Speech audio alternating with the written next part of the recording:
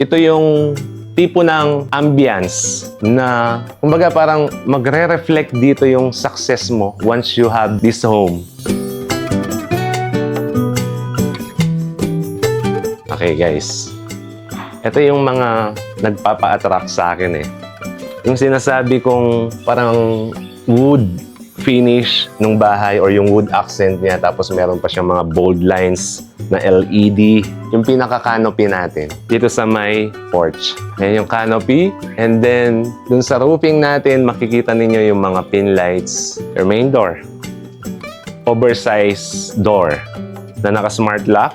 Let's step inside the house. Ito yung tipo ng ambience na kumbaga parang magre-reflect dito yung success mo once you have this home. Lahat ng mga nakikita ninyo dito, included po siya sa package. Dining area natin na 8-seater capacity. Ano nyo to?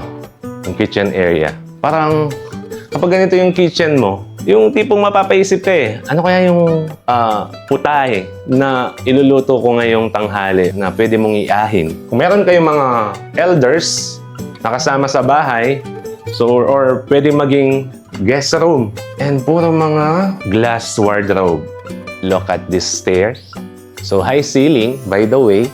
Then, yung woods, tama ba yung term na monolithic design? Yung mga kahoy na ginamit dito. The most exciting part ng mga rooms, syempre, yung master's bedroom natin. Tignan nyo guys, gaano kalaki itong master's bedroom. Diba? Feeling ko, pag ganito yung parang nasa 5-star hotel. Di lang 5-star hotel siguro. Your walk-in closet. Wow.